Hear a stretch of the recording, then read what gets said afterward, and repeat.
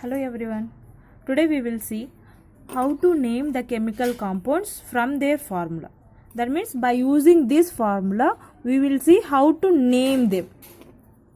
You can see here, usually the elements present in a compound are named in the order of symbols appearing in the formula. So definitely in the formula means it will have so many elements, and that elements we will represent with the help of the symbols. So what are the symbols present in this formula? So we will name them in an order. So for naming that also we are having some rules. So in that, rule 1. If a compound contains only two elements, so only two elements. So 2 means we can use as binary. Bi means what? 2. So if a compound contains only two elements such that one of them is metal, then the metal named first and non-metallic part is given suffix "ide" at the end.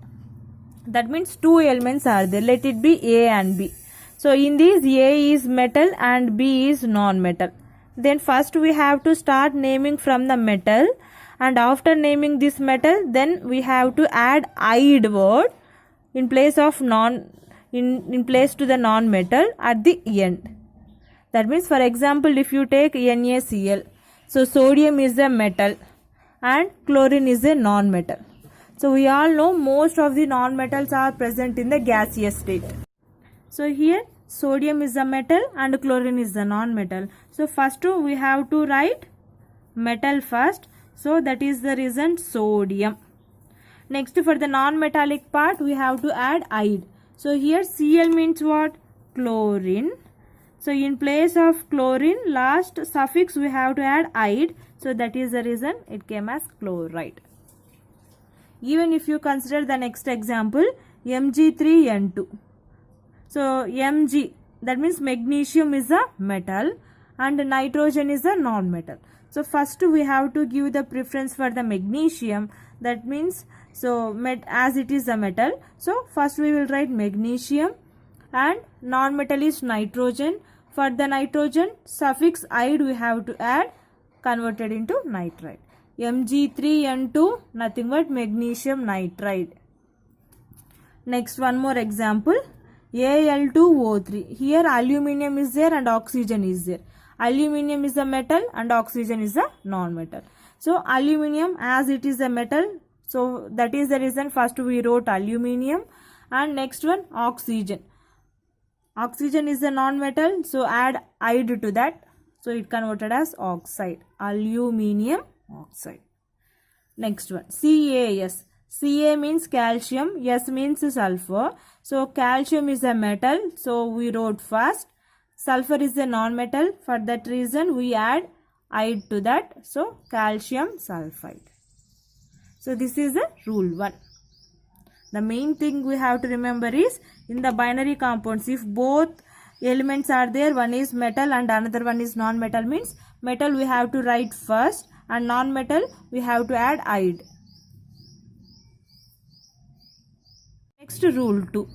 In rule 1, in both two elements, one is metal and another one is non-metal. Now here both are non-metals. Okay. So the compound containing two non-metals are named by using Greek prefix like mono, di, tri, tetra, penta, which denotes the number of atoms present in the compound. So here we will use prefixes like mono, di, tri, tetra, penta. If only one element is there, means 1 means mono, 2 means di, 3 means tri, 4 means tetra, 5 means penta. So these are the Greek prefixes. So here if you take, both are non-metals only. First, whatever the non-metal will be there, first we have to write that. Here in this given example, CO is there. C means carbon, O means oxygen. So C, non-metal, first we have to write that. Next non-metal is oxygen. As we already discussed in the rule 1, the non-metal has to end with the suffix "ide." So carbon, and here how many oxygens are there? Only one oxygen. So according to our rule, 1 means mono. So carbon, 1 oxygen is there. So mono oxide. So simply we can say it is the combination of rule 1. Okay. So here in rule 1 we said the non-metal has to end with ide. The same formula only, the same rule only we are applying here. Just one more additional thing is we are using the prefixes. If you take here CO2, here what is the first non-metal? C, that means carbon. So as it is we wrote here. Next O is there, oxygen is a non-metal and it has to ends with oxide, and here how many oxygens are there? 2. So di means 2. So carbon dioxide. Next here also NO2. N means nitrogen and here the starting element is N, that means nitrogen. So we started writing the formula as nitrogen. 2 oxygens are there, so dioxide. Now here also the same thing, PCl5. P means phosphorus, Cl means chlorine. Same rules, first whatever the non-metal will be there, that one we have to write first. So P is starting. So we wrote phosphorus first. After that, what is another non-metal? Chlorine, and it has to ended with chloride. Then how many number of atoms are there? 5. In Greek prefixes, 5 means penta. So phosphorus, pentachloride. Next, coming to another example, that is SO3. Same rule, starting non-metal is S, so sulfur, and O means oxygen, we will write as oxide, and how many oxygens are there? 3. 3 means what? Tri. So sulfur trioxide. So this is rule number 2. So in rule number 2 we have to remember only using Greek prefixes. Next, coming to rule 3. The rule number 1 and rule number 2 is related to binary compounds. That means if it is having 2 compounds only, 2 elements only. Now we are discussing if the compounds are having 3 elements. So compounds containing 3 elements. So 3 means tertiary compounds. 3 means tertiary compounds. So in that, one of which is oxygen and named with the suffix ate at the end. Here 3 elements will involve, so 3 is there, so that is the reason tertiary compounds, and in that 3 compulsory one will be oxygen. And if there are 2 compounds only, then the one with more oxygen should ends with 8 and less oxygen should ends with 8. So if 3 elements will be there, in that if oxygen will be there means we have to add 8. So in simply we can write if 3 elements, in that one is oxygen, then we have to write 8 at the end. If only 2 compounds on that, then more number of oxygens means 8 at the end, less number of oxygens means 8 at the end. So this is the thing we have to remember. If it is a tertiary compound, if it is having 1 oxygen, the suffix has to ends with 8. If it is only 2 containing compounds, that means binary compounds, in that which is having more oxygen, it has to ends with 8, and which is having less oxygen, it has to ends with 8. So if you consider here one more example, NaNO3 and NaNO2. So we don't know which is sodium nitrate and which is sodium nitrite. Then what we have to do means just see how many number of oxygens here. Na means sodium according to rule number 1 and rule number 2. So first whatever the element will be there, that one we have to write.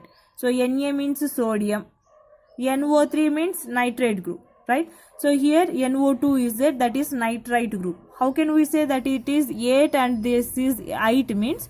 You can see here it is having 3 oxygens and here it is having 2 oxygens. So according to our rule, which is having more oxygens, it has to ends with 8. Less oxygens means 8. So here in NaNO3, here NaNO2, more oxygens, so 8. Less oxygens, so 8. Next here also same thing, CaSO4 and CaSO3. Here it is an example for binary compounds. So why? Because calcium is one element and sulfate is one group. So calcium sulfate, calcium sulfite. Ca means calcium, so no need to think that, directly we can write. And here SO4 and SO3. How can we write this means? When we compare SO4 and SO3, SO4 that means it is having more oxygens, so 8. It is having less oxygens than this, so this is 8. So this is rule number 3. So next, coming to rule number 4. If in a compound oxygen is less than oxygen present in a compound ending with 8, that means then we have to give prefix hypo. We all know up to so far more number of oxygens means we will use the suffix 8. If less number of oxygens means 8 we will use, right? So now additional thing is, if any compound is having less oxygens than this 8 compound, then we have to use hypo to its prefix. And if any compound is having more oxygens than this 8, then we have to use per prefix. Okay, so generally we are comparing only binary compounds which is having more number of oxygens or more number of compounds, then we will use 8. Which is having less than that, we will use 8. So up to these two we already discussed in rule 3. Now coming to rule 4, the additional information is, if any compound is having still less oxygens than this 8 containing compound, then use hypo for its prefix. And if any compound is having more oxygens than 8, then use the prefix per. So we will explain with the help of an example. So you can see here chlorate. This is having more number of oxygens in generally. So ClO3 minus. So according to our rule, if any compound is having one oxygen less than this chlorate, then we will use chlorite. Right? Chlorate means more oxygens, chlorite less oxygens than that. And if any compound is having still less oxygens than this 8, then we have to use, what is the prefix? Hypo. So hypochlorite. Here ClO2 minus means chloride. One oxygen is less than this, so hypochlorite. Next, another point is what? If any compound is having more oxygens than this chlorate, then which prefix we have to use? Per. So that is the reason ClO3 is chlorate and ClO4 is the perchlorate.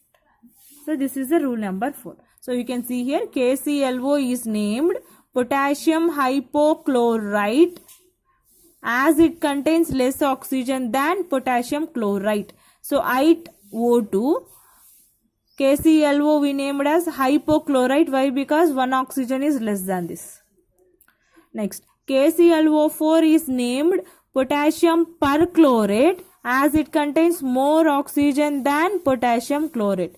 So here if you compare the formulas KClO3 and KClO4, KClO3 formula is potassium chlorate. This compound is having more oxygens than this chlorate. That is the reason we use per prefix. Okay, so this is about rule number 4. So these are the rules we have to follow for naming any compound by using the formula.